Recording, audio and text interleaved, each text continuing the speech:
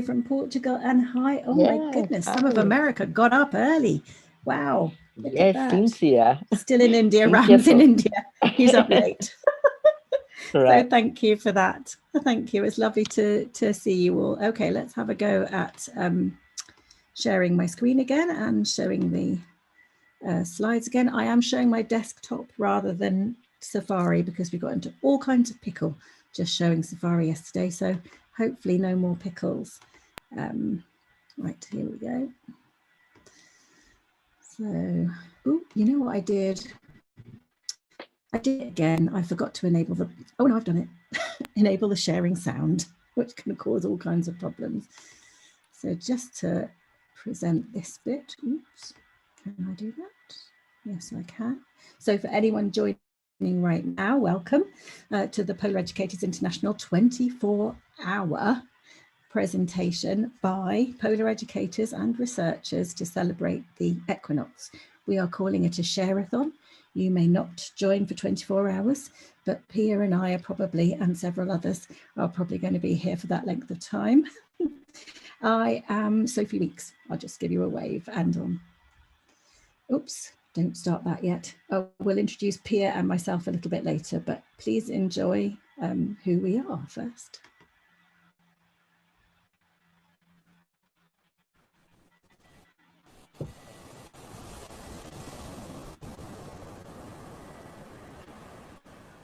Polar Educators International is connecting educators, polar researchers and communities for a better understanding of polar knowledge. Earth's polar regions are remote, beautiful and challenging places, and they have a profound influence on every one of us. We know these vast amounts of snow, forming ice sheets, sea ice and glaciers, together with massive currents of cold water, contribute dramatically to the climate and ecosystems of our world, systems which in turn drive the health of our local environments and communities. Research shows dramatic change in the Antarctic, in our mountainous regions, and particularly in the Arctic, home to over 4 million people, which is changing faster than anywhere else on Earth.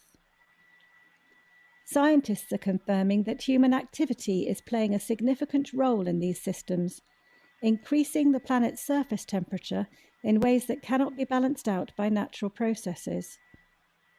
It is clear the urgency to engage the next generation in polar research and to rise to the challenges that a changing climate will bring has never been greater. United in our passion for sharing the importance and value of the polar regions, educators and researchers from around the world have formed PEI, an essential global network developing polar knowledge to engage a global audience facing climate change. We are collaborating to strengthen this community, building resources and relationships, and helping local audiences connect polar research to their everyday lives. Polar Educators International amplifies the voices of all those dedicated to understanding and protecting our extraordinary polar regions, and all Earth's inhabitants, for generations to come. Join us.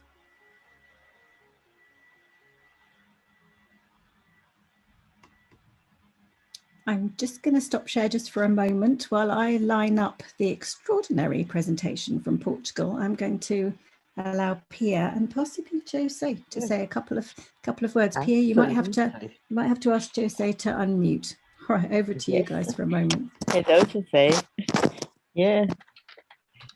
Do you want to introduce yourself? The wonderful thing about PEI Portugal is that it really is the first national group of PEI people, very active, and one of the people that are contributing to this coming hour has been actually a president of PEI, Patricia Fiahlo.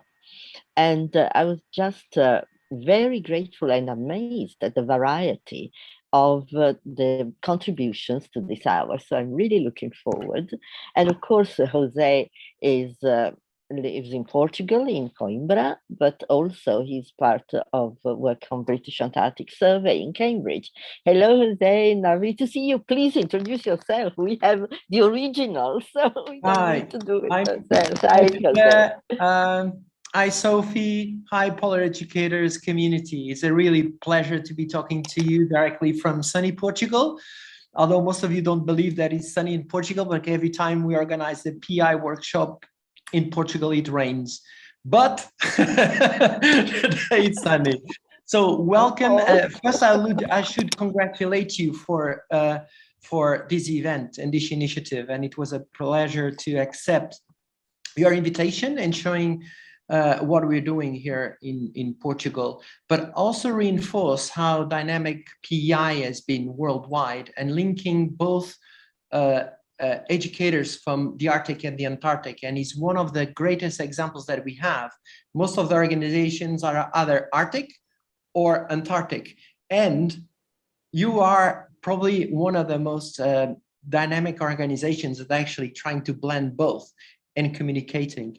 The other aspect I find it essential with PEI is recognizing that communicating science, it's not easy. It's very difficult, and the scientific community need your help. So not only you have that difficulty of communicating to the younger generations what is happening and the relevance of the polar regions to the rest of the world, but also helping the different stakeholders, from the educators, the students, the politicians. How can we communicate better? And I think that's why Share-a-thon is such an amazing event, another great event that PEI will continue to do. So I won't take much of your time, and congratulations. Have a brilliant couple of days. Ciao. Thank you, José. Ciao. Thank you, José. Okay, I'll line up this presentation. Fingers crossed that you can all hear the image and the sound. If you can't, please do say in the chat if you can't see or hear something or anything goes wrong. Let me just share my screen, share my desktop, rearrange a little bit, and hopefully, here we go. Might be a little bit buffering. Are we going? No, we're not. Are we going to work? Good morning, good afternoon, good evening. Hi, everyone. Thank you very much for your interest on this Polar Educators International Share-a-thon initiative. So it's a really pleasure to explain to you some of the work that we've been doing in these last few years on the Southern Ocean. And I'm a scientist. I'm a professor at the University of Guímaro in Portugal and honorary fellow of the British Antarctic Survey in the UK. And this presentation is simply with this big question. When we talk about Antarctica, and if you work in Antarctica or you're interested in Antarctica, how have they been affected by climate change? We heard about climate change, you know about Antarctica that generally is far away from everything. How could it affect us? And I'm going to provide you with information on, is that really true? Or what evidence do we have? And one of the major arguments that we have is simply that we are being highly interested and paying a lot of attention of COVID pandemic, that a major problem. Also the implications as a backlash on the recession in terms of the world economy.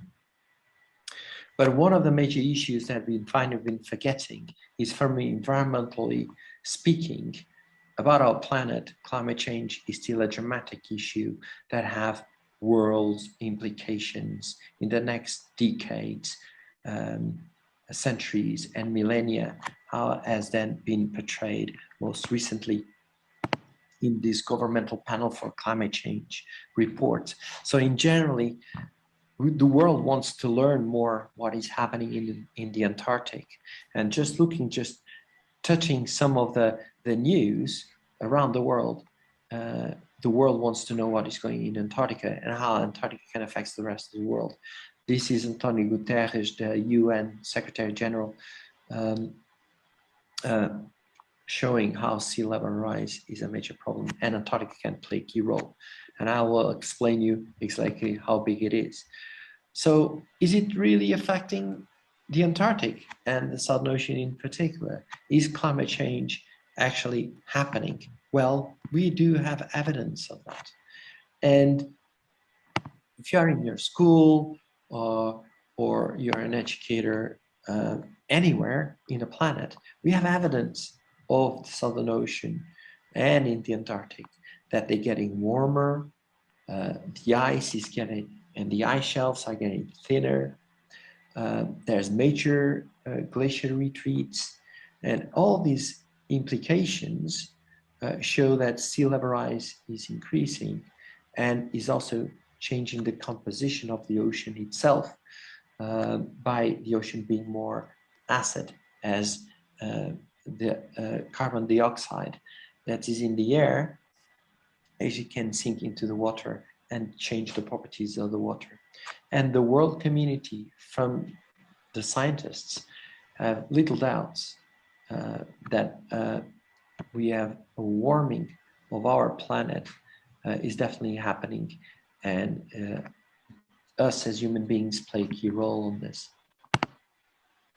And the other thing that we never forget is that Antarctica is amazing. So not only we are aware of the problems that they face in the future and presently, but also aesthetically, it's beautiful. We are drawn in trying as a scientists and as human beings to protect this region and the animals that live there. So we have the unique opportunity to work in these areas. I'm already been working in the Antarctic since 1997, not 1997, so more than 20 years, and it's been a privilege to work with numerous colleagues around the world in understanding how the Southern Ocean actually works, but never forgetting how it's a privilege to work in some of the most remote areas in our planet and how much they depend on it and are dependent from the scientific community.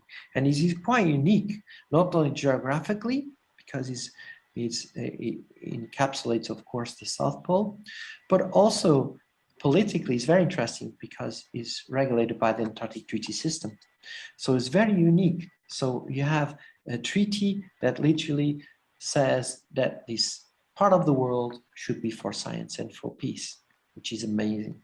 And where we got together, most of the scientists are aware of the Scientific Committee on Antarctic Research. So it's bringing all the scientists to work together and address most of the issues that the Antarctic is facing. So we're talking about not only climate change affecting Antarctica, but also us as a community worldwide that brings more than 50 countries together to learn more about the region and how it can affect the rest of the world. One of the key issues is how big it is. This is, as I'm from Portugal, this is how Portugal is. This is Great Britain. So you can see how Antarctica is massive. We're talking about the size of Europe and nearly the size of the US. So it's huge. So what evidence did we have that actually the Southern Ocean is being affected by climate change? We know that it's getting warmer and fresher. The ice is changing a lot. Variability usually can be a problem in this region, especially if it's big variability. And we're understanding that different parts of the Antarctic can also be affected differently. So this is physical, the physical aspects of the Southern Ocean. So the water itself, its characteristics, how is affecting the animals itself. We got together some of the scientists that analyze these issues from around the world, and we were able to identify that from biologically, these animals are being affected by the changes that are occurring in the Southern Ocean. Some animals are very limited to changes of temperature, so it could affect immediately them. And we don't know, as the planet is warming up, as the waters are warming up, these can affect them a lot. A lot of species can be threatened in the near future, and still there's a lot of unknowns. So monitoring and understanding these ecosystems is still key for us scientists. And we already have evidence how these changes have been occurring. So I give you the examples of penguins, how their populations have been changing. Some, for example, the Adelie penguins are not doing very well in Antarctic Peninsula, but for example, the Gentoo penguins can do very well. But if you go to other regions of the Antarctic, things might change. For example, Adelie penguins do better in the Ross Sea region, for example. So again, we can generalize that all the penguins are going to be affected by climate change. Some might adapt, a lot of them might be affected, which is the majority. We've also been understanding that the Southern Ocean has been threatened by pollution. For example, most recently, some of our work shows that microplastics occur in the Southern Ocean, and not only in the water and the sediments, but also within the food web. So we're already finding them in the diet of penguins. So again, it's really important that if you have a water bottle in your town, if you throw it anywhere other than the dustbin, it can go to the rivers to the oceans, and can affect the animals that live as far as in the Antarctic. We're working really hard with these major organizations like the Scientific Committee on Antarctic Research, or major monitoring programs like SOOS, S-O-O-S, for example, that actually monitor the Southern Ocean. And this is the work that brings colleagues from around the world that through telemetry, so putting devices to understanding where the animals go, we can understand what are key areas that are very important for the Southern Ocean. So in yellow, this is where the animals actually have been tracked, and everything other than blue tells them what they've been foraging and searching for food. So they are like our biomonitors of important areas of the Southern Ocean. Why is this important?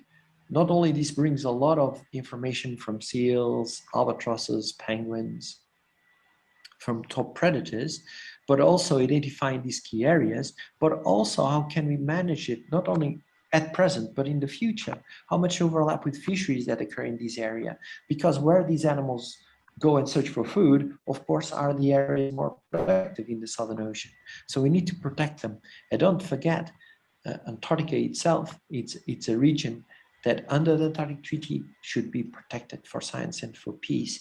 And all the information should be under those guidelines. And we should do that under the umbrella of cooperation around all nations. So this work really reflects that's a lot of work to do, but we're going in the right direction in getting the right information for policymakers making the right decisions in protecting our planet.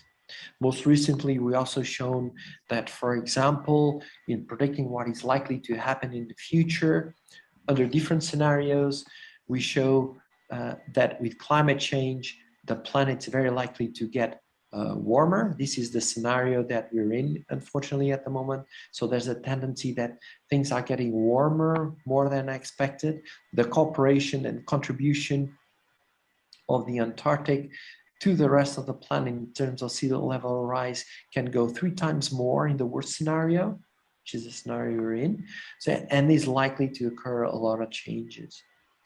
So what it means that we need to act very soon so that politically these major decisions needs to be made now to protect our planet and avoid and minimize these implications, and a lot of processes that occur in the Southern Ocean and in Antarctica that are becoming irreversible. So for example, glaciers melting, becoming irreversible. So you can't retract from them not melting. So it's very, very difficult. And we're understanding this more and more. And as we get more information, as the planet's warming up, we need a lot of power and will that we need to change the way we live today. So these implications in the Antarctic are worldwide, like the sea level rise, that will have implications in all coastal areas, and also how the warming and how the Antarctic can affect the rest of the planet, for example, in terms of the climate, that the actions needs to be now. And we do, with the work of Polar Educators International, with initiatives like Share-a-thon, is essential, because education and outreach it's crucial to let this information to everyone, the general public, politicians, students, teachers, everyone around the world. We're doing our part as scientists and show that the relevance of monitoring is crucial. Getting the right science to address some of the key issues that we have in the Southern Ocean is crucial, so that we develop the right policies in the future under the right models, so they can project and forecast what is likely to happen in the future and make concrete actions.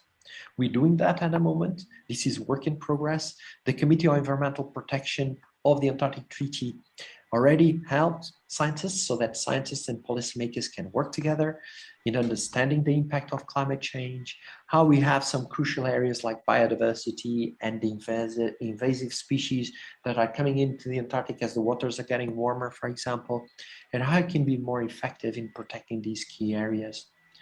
For example, in relation to other areas, other subjects that are important, like fisheries or tourism, for example, in the Antarctic, that is also important.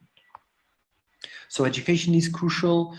We understanding that, for example, education outreach is crucially and more important in the last few years. You can see the number of papers submitted at Antarctic Treaty are increasing a lot. So it means that policymakers and politicians are understanding the relevance of educating their people, and should be available to everyone. So again, Antarctica and Southern Ocean can be example worldwide. Polar Educators International, Apex, for example, here example of Portugal, that the students are very active, early career scientists, and the present and future generations are crucial to inform all generations about the relevance and how much Antarctica and Southern Ocean can affect the rest of the world. We're doing that. For example, Polar Weeks is an initiative of both Polar Educators International and Apex that brings together scientists to be in touch with schools and communicate their science. It's very relevant. And now is the right time too. We're also involved in the United Nations decade about oceans, and we have our own Southern Ocean United Nations decade that addresses key issues that needs to be addressed in the coming decade that can help understanding the Southern Ocean, but also getting the right information to make the right decisions to protect it. And we are at the right time, so we need to act now. Just to conclude very generally, I hope you understood the relevance of the Southern Ocean to our planet, how is relevant the Southern Ocean and the Antarctic to the rest of the planet, how your role as a student, as a person interested, as a teacher, as a scientist, it's crucial in getting this information and inform what we can do. Just minimize your impact, your daily impact in the environment. That would be already a great advantage. But do communicate what can we do. So the future depends on our actions. I'd like to thank all my team here in Portugal and in the UK. And I wish all the best to Polar Educators International for the excellent work that you're doing now and in the future. So do Share-a-thon. Thank you. Patricia. Oh. Hello to everyone from Portugal. Hi to my PEI peers. And today I'm here to share a little bit with you about PEI Portugal, and having in mind the language inclusivity that is one of the cornerstones of PEI. I will talk a little bit in Portuguese. My presentation will be in Portuguese, but you can follow the slides and also the subtitles. So I will try to share my screen now.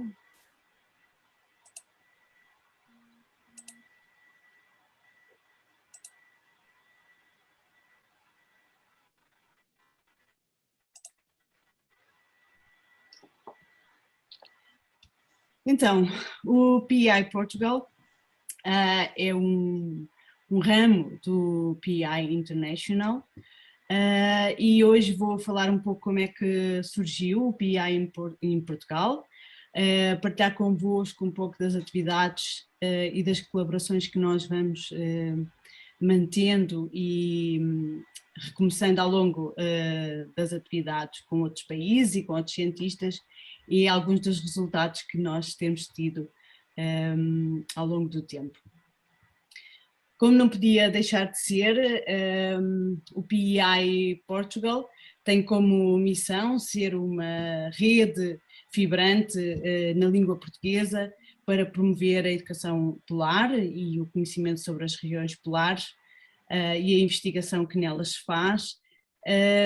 Uma comunidade não polar, como é o nosso caso, o nosso país é um país não polar, e ao mesmo tempo uma comunidade global. Dentro dos principais pilares do PEI, nós destacamos o desenvolvimento profissional e o desenvolvimento e o fortalecimento da rede de educadores, professores e investigadores em Portugal. Tentamos também dar ênfase à promoção da ciência polar num contexto educativo formal, ao mesmo tempo envolvendo educadores e cientistas, sempre com vista ao facto de sermos um país não polar, não é, uma comunidade não polar, e daí a importância de conseguirmos passar essa informação, não esquecendo nunca a inclusividade de todos, em especial da comunidade portuguesa. Porquê? Porque sabemos que a maioria dos educadores e professores portugueses tem algumas dificuldades com a língua inglesa, e é uma forma de nós chegarmos até eles e de darmos visibilidade ao trabalho que o PEI International tem feito ao longo do tempo.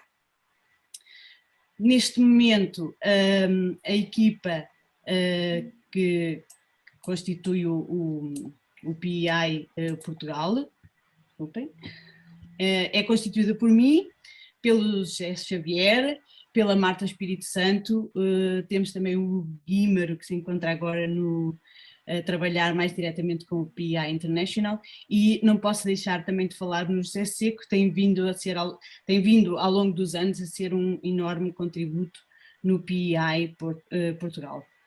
É óbvio que esta equipa não mostra todos os intervenientes, nós somos muito mais, apenas somos o core group que estamos mais presentes ao longo do tempo e desde que o PEI começou.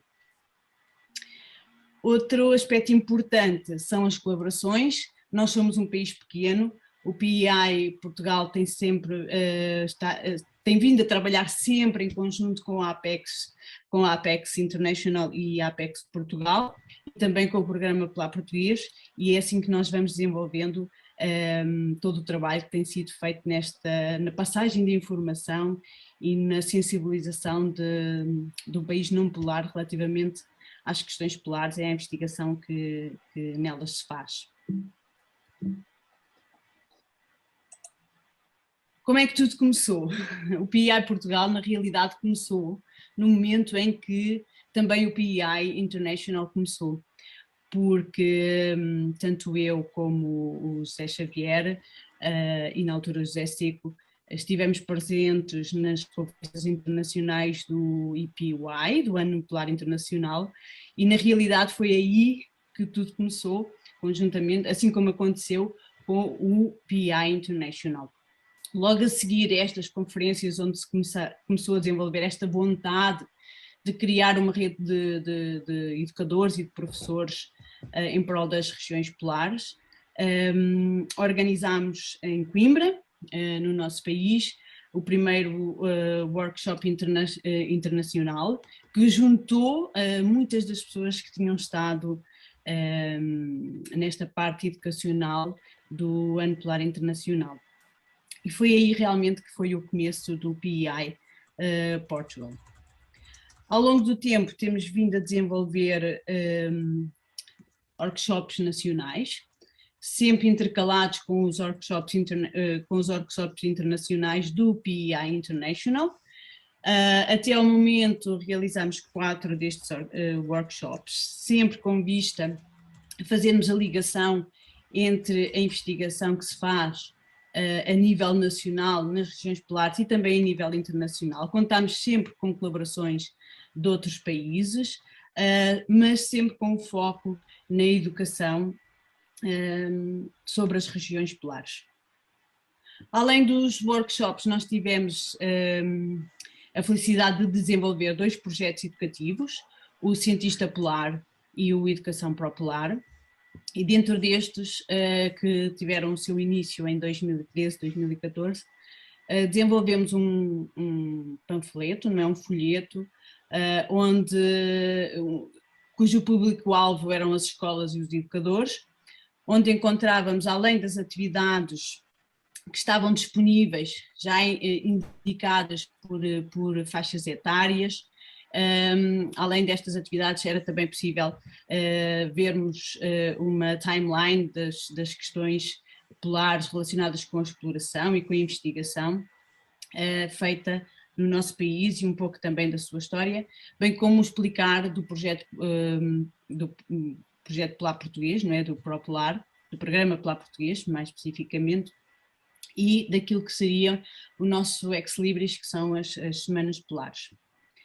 Além disso, pudemos produzir também uma exposição fotográfica, onde utilizamos fotografias dos investigadores portugueses, que fazem as suas investigações quer no Ártico, quer na Antártida, e esta é uma exposição itinerante que tem vindo a circular quer em escolas, quer em espaços públicos. Além do panfleto e da exposição, conseguimos produzir também alguns vídeos educativos, que se encontram também traduzidos para inglês. São pequenos vídeos de curta duração que explicam determinados tópicos, por exemplo, como é que vivem os pinguins ou quais são os hábitos das otários do sul, como este que está aqui representado e que se encontram no nosso canal do YouTube, o Educação para o Polar, onde podem ser visualizados por todos aqueles que tiverem interesse. As Semanas Polares são uma das atividades que nós temos vindo a desenvolver de forma sistemática desde 2012 e são realizadas 2 vezes por ano, ao mesmo tempo que é celebrada a Semana Polar Internacional.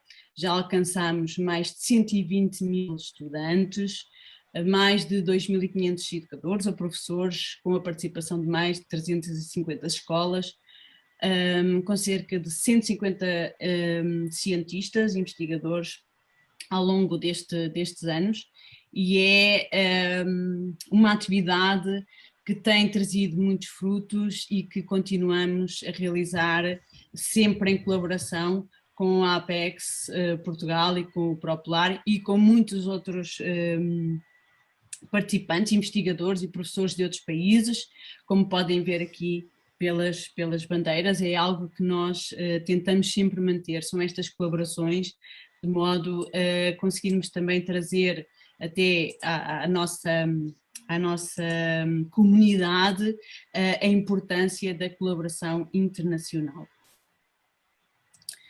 Depois realizamos outras atividades mais pontuais, como é o caso aqui das bandeiras da Antártida, para celebrar o Antarctica Day, ou, por exemplo, as celebrações que realizamos no âmbito do protocolo do 25º aniversário do protocolo de Madrid. Estas têm vindo a ser algumas então das atividades que nós temos vindo a realizar no PEI Portugal, sempre tendo por trás o PEI International. Dentro da formação, dentro da educação formal, nós temos levado às escolas algumas atividades. Temos aqui um exemplo de uns módulos educativos que foram desenhados no sentido de trabalharmos ciência de topo e ao mesmo tempo questões como o envolvimento, a educação científica, a igualdade de género, o acesso aberto, a ética e a governação, ou seja, aquilo que inclui o RRI, e surgiu a possibilidade então de trazermos a ciência polar até estes módulos, e o objetivo final destes módulos é sempre produzir a produção de uma exposição interativa aberta à comunidade, onde chegam pais, onde chegam outros professores, onde chega o público em geral, como podemos ver aqui em algumas destas imagens, e todos estes objetos da exposição são produzidos ou foram produzidos pelos alunos que desenvolveram os módulos. Além destes módulos, tivemos também o desenvolvimento de um concurso que visava as regiões polares, ou seja, o objetivo era produzir uma mensagem de sensibilização relativamente àquilo que se passa nas regiões polares. E um outro exemplo são os projetos Twinning, que são projetos internacionais entre escolas de diferentes países, em que se trabalha o tópico das regiões polares e das alterações climáticas, como é o exemplo aqui deste projeto Twinning, cujo nome era Polar Express, We Are All Aboard. Como resultados, além daquilo que nós vamos vendo e vivendo, foram já produzidos alguns artigos científicos que foram publicados, como é o caso destes dois aqui. Estes artigos científicos resultaram, mais focado nas semanas polares celebradas no nosso país como um país não polar, não é, como um caso de estudo, e o outro mais ligado com o Polar Educators International, e com a construção, não é, com a construção destas redes colaborativas de passagem de conhecimento. Eu espero que seja uma oportunidade para todos verem como é possível trabalharmos estas questões nos nossos próprios países, ultrapassando muitas vezes esta dificuldade linguística, não é? A dificuldade do inglês ser ainda uma língua que não é falada por todos, mas o nosso trabalho foca-se um bocadinho nisso, e daí trazermos e constituirmos este PEI Portugal. Thank you for your attention, and I hope that you can be inspired for all this work we have done here in Portugal, always having in mind the PEI International, and with the help of my colleagues from PEI International. Thank you.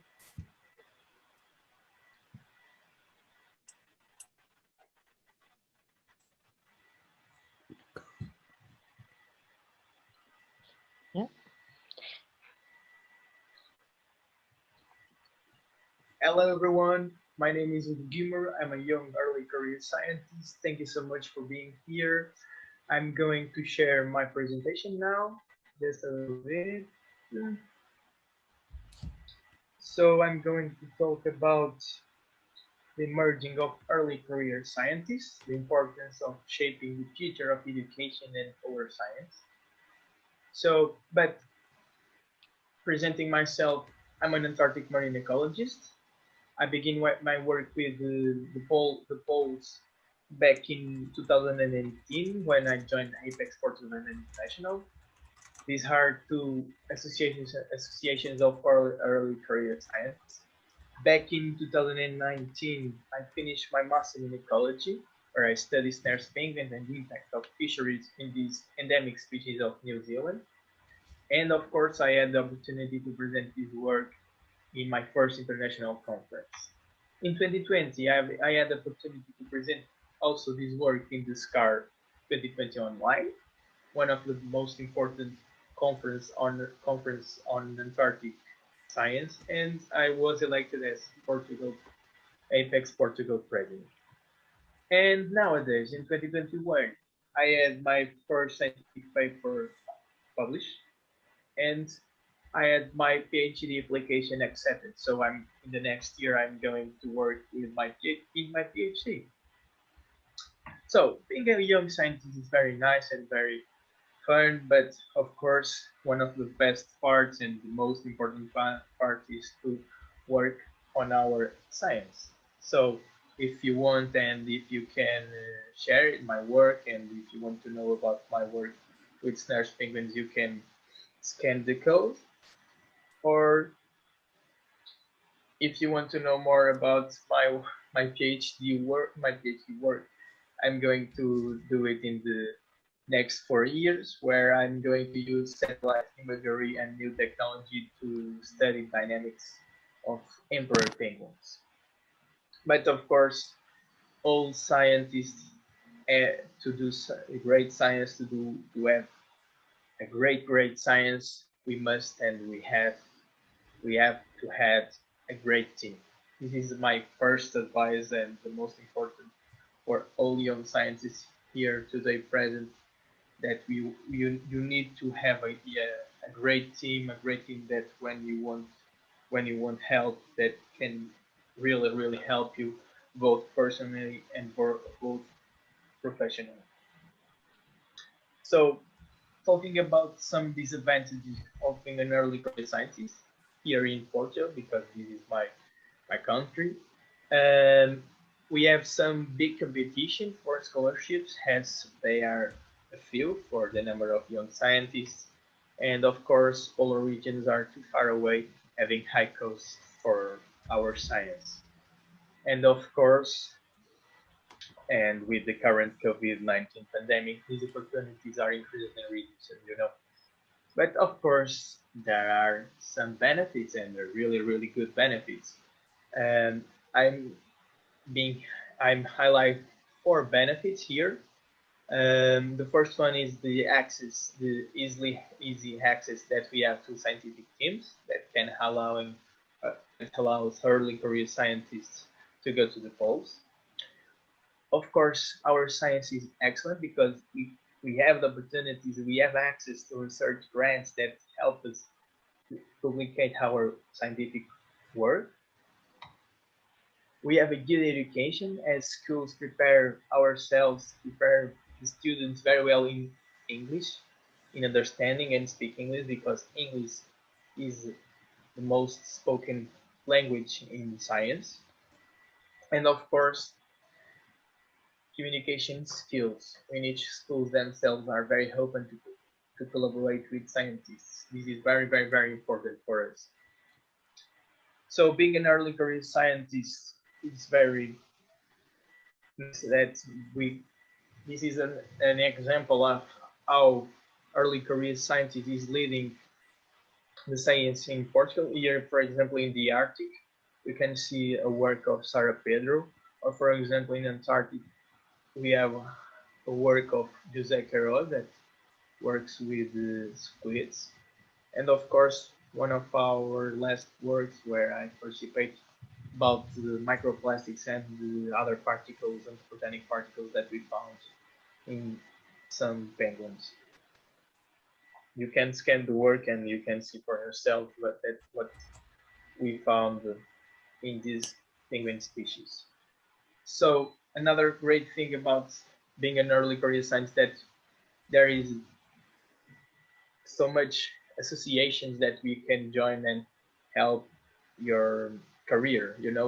This is some of the most important associations for me, the association of polar early career scientists, and their goals are to facilitate communication, interdisciplinary and international collaborations between early career and senior researchers, offer career development opportunities, and of course promote scientific education and outreach as part of polar research. This is a very good point and very good thing to do, because in education and outreach activities are the most important things that can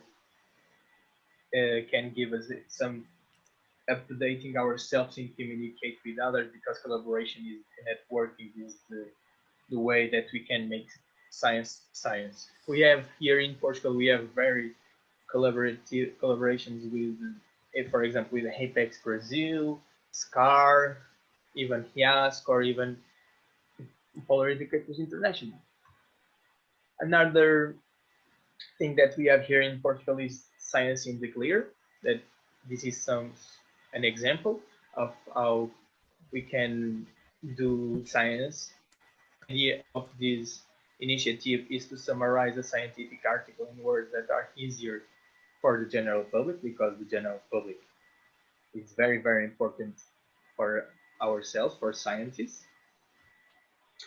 And we have workshops. The idea of these workshops is to have scientists is to giving talks to young scientists, to give them hope, to give them opportunities to learn more about how to be a good scientist. And of course, we have the polar weeks, that this initiative have the main goal is to create awareness about polar regions and in the Hoven. So check it out. And to finish my presentation, I think that the science has some future challenges, but these future challenges are about being part of the science, also early career scientists, mentors, policymakers, citizens, teachers. This is the 5 great pillars of science, and we all together working in the favor of science. I know that we can make this happen, because there is a need to learn more and more about the essential role of polar regions for the planet. So thank you for your presentation. I hope you understand a little bit more about the emerging of early career scientists in policy and education and with polar science. Thank you so much. So,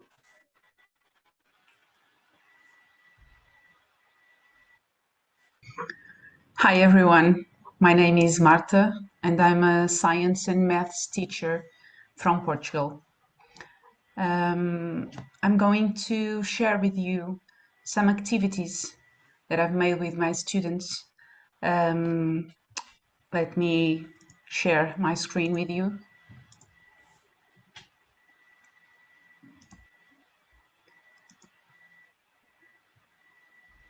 And I developed some activities about the polar science in the Portuguese curriculum. So what have I did with my students? My students are from the second cycle of the basic education. They have between 10 and 12 years old. We have many activities to bring polar scientists to school, and we had among us José Xavier, Patricia Fiahlo, Pedro Pina, and Sara Pedro. My students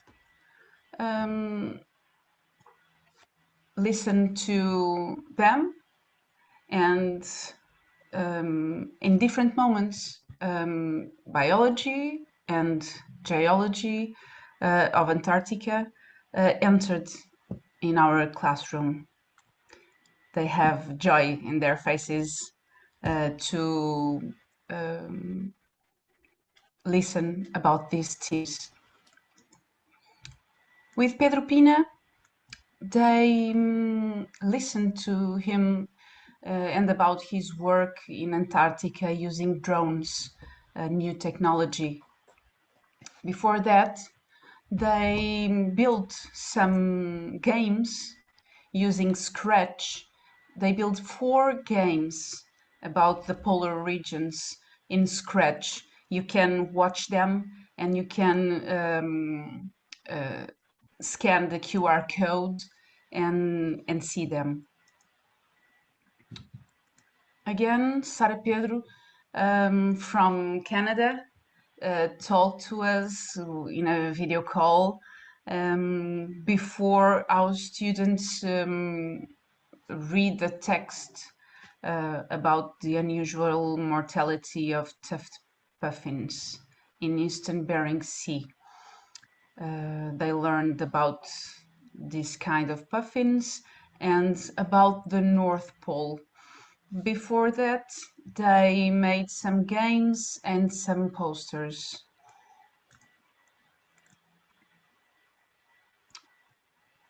Again, we developed a project with Alfredo Soto Ortega, that is a teacher from Universidade de Magalhães in Chile. He was exploring Antarctica, and he went there to explore the continent and bring to us some questions and some pictures and some videos. And we made him some questions too, and he answered them.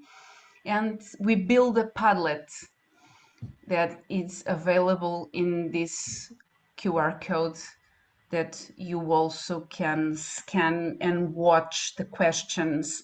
We speak in Portuguese to him, and he speaks to us in Spanish, so we can understand each other very well. The next project it was an European project named Irresistible, and the name of the project was my students, we named the subtitle that was Planet Earth or Planet Water. And again, I made a course with the Universidade Federal do ABC in Brazil. And in these two projects, I developed the inquiry-based science education, but with the 7 E's. This 5 was made by Roger Baby, the 5 E's, and in Irresistible Project, we put these 2 items: empowerment, that the students have to make something to transform their environment, and the exchange to show to the community all the activities, okay, they made. So in Planet Earth or Planet Water by Irresistible Project, we explore responsible research and innovation in polar science, and students produce didactic artifacts to build an interactive exhibition. Okay, they were 4 classes of the 5th grade and ages between 10 and 11 years old, more or less 5 months of duration. We don't explore all days, so it was by time a little bit spacious. We started to answer some questions. We searched for answers, and all started here with these 10 questions. Before we explore to seek these answers, we made a workshop that named Workshop Sons and Parents, and we bring the parents to the school, and the sons share with them the knowledge they have. And then we had the interaction school, family, and science. The didactic artifacts they made was games created by students, BT using Pixton, and interactive posters using Glogster. Then we made the interactive exhibition at school, open to the community, and we bring parents, uncles, everyone to school, to inclusive scientists. Here it is, Patricia, and the science were present too. So it was an excellent exhibition. Great. The course of the Universidade Federal do ABC from Brazil, we had one class of the 6th grade, 11 to 12 years old students, and we made this activity by 8 periods of 45 minutes each. So we named it Antarctica or Antarctica, because one of the names can be named in Brazil and the other in Portugal. The first step was to know about Antarctica, the geographic location, the history and riches of Antarctica, to recognize the importance of the scientific study of Antarctica. Okay, and they view short videos, they fill the student's guide, and they did pair work. The second step was to see Antarctica by a magnifying glass. So they had to recognize the characteristics of different species of live beings from Antarctica, know the types of ice in Antarctica, identify rivers and lakes, understand the influence of climate change on the Antarctic environment, identify measures that allow for the non-aggravation of climate change, and recognize Antarctica's protection mechanisms. So what we did, research on different sources of information provided in students' guides. Okay, it was an oriented search. Preparation of 25 questions and answers by them. They made the questions and they seek the answers. And they built 3 different games. In the end, they shared the games with other students so that they can improve the knowledge of other students about this theme.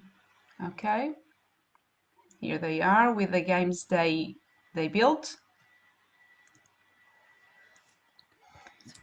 In the end, we can say that the polar science theme in the classroom with these strategies allowed the articulation between different subjects and non-disciplinary curricular areas, the promotion of collaborative work among peers, sharing knowledge between different elements of school community, scientists, parents, teachers, students, and above all, they can learn in a fun way. So, thank you so much for your attention and hope to see you soon. Bye.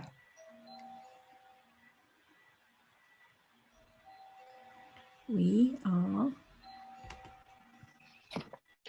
Hi. again. Yeah, I've got an alarm going off, so I'm going to don't know why. Yeah, Ignore all of that in the background. No. Yeah, we're going to hand over at the hour, but before I go, and I'm going to go and hand over to my lovely colleague Betty now to do